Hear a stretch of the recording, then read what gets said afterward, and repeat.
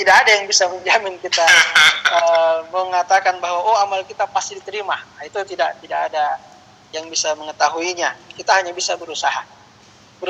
Pertama dengan ikhlaskan niat kita, selalulah berusaha mengikhlaskan niat, ya. Kemudian terus belajar untuk memastikan bahwa memang amal yang kita kerjakan sudah sesuai dengan contoh Rasulullah Sallallahu Alaihi Wasallam. Sebab inilah dua syarat utama. Dua syarat utama amal kita diterima oleh Allah Subhanahu Wa Taala adalah yang pertama keikhlasan, karena ya kalau tidak ikhlas pastilah akan merusak amal-amal, ya, seperti riya misalnya. Riya itu pasti merusak amal kita karena tidak ikhlas kita. Di hari kiamat akan dikatakan, pergilah kepada si fulan yang dulu kamu beribadah karena si fulan itu. Jadi ikhlas ini yang perlu kita pastikan, ya. Kita luruskan betul niat kita. Sebelum kita beramal, periksa hati kita. Istilah orang, periksa hati kita, tanyakan pada diri kita, apakah saya ini melaksanakan amal betul-betul karena Allah. Ya, kalau masih ada perasaan-perasaan ingin dipuji orang, luruskan dulu itu. Ya, bersihkan itu. Dilawan itu perasaan yang masih ingin mendapatkan pujian orang. Kalau perlu kita berbicara dengan diri kita sendiri, wahai jiwa, kalau kamu masih beramal dengan harapan dipuji si fulan, kamu tidak akan mendapatkan apa-apa di sisi Allah.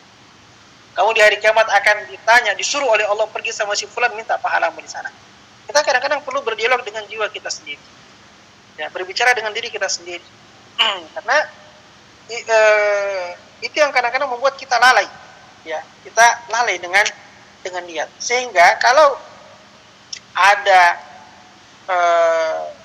perasaan yang kurang ikhlas, itu harus kita luruskan, kita perbaiki di situ. Ya, harus kita perbaiki di situ. Sebelum kita melangkah untuk melaksanakan amal kita. Sambil kita berdoa, pada doanya, Allahumma inni a'udzubika an usyrika bika syai'an a'lamuhu wa astaghfiruka lima la a'lamuhu. Itu juga doa yang bisa membantu kita untuk mengikhlaskan. Allahumma inni a'udzubika, ya Allah aku berlindung kepadamu, min an usyrika bika, dari mempersekutukan engkau, syai'an dengan sesuatu, a'lamuhu yang saya ketahui, wa astaghfiruka, dan saya mohon ampun kepadamu ya Allah, lima la a'lamuhu, atas perbuatan syirik yang tidak saya ketahui. Nah, itu doa, ya. Kalau kita sudah berusaha meluruskan niat yang terasa masih ada riak-riaknya, masih ingin harapan dipuji orang, disanjung orang, sambil kita luruskan niat kita berbicara dengan diri kita sendiri, ingatkan diri kita tentang bahaya riak, kita baca doanya.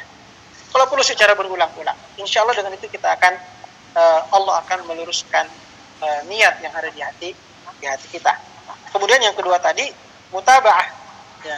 Karena dia mengatakan man amila amalan laisa alaihi amruna fa huwa raddun. Siapa yang melaksanakan amal yang tidak ada contoh tuntunannya dari kami, maka amal itu akan tertolak. Kalau amal tertolak berarti Allah tidak menerima amal. Maka pastikan bahwa apa yang kita kerjakan sudah sesuai dengan tuntunan Rasulullah Sallallahu Alaihi Wasallam. Untuk memastikannya harus belajar, bertanya pada para ulama, bertanya pada para ustadz, ya, mengikuti taklim, membaca buku-buku Islam yang kualitas. Itu yang akan membuat kita tahu, ya, bagaimana tuntunan Rasulullah Sallallahu Alaihi Wasallam. Nah, dengan demikian, insya Allah kita bisa tetap kita tidak bisa menjamin, ya, tapi kita mengupayakan semaksimal kemampuan kita, mengupayakan agar amal kita itu didorong oleh keikhlasan dan dikerjakan sesuai dengan tuntunan Rasulullah Sallallahu Alaihi Wasallam. Kemudian setelah itu banyak berdoa, Allahumma taqabbal minni innaka antas sami'ul alim wa tub 'alayya innaka antat tawwabur rahim. Karena Nabi saja, Nabi Ibrahim, ya, ketika beliau membangun Ka'bah itu kan beliau berdoa supaya diterima amalnya. Wa idh yarfa'u Ibrahimul qawa'ida minal baiti wa Ismailu rabbana taqabbal minna innaka antas sami'ul alim.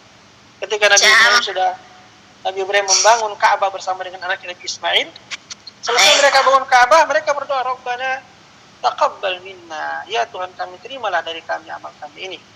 Innaka antas sami'ul alim, sesungguhnya Engkau Maha mendengar dan Maha mengetahui. Wallahu ta'ala.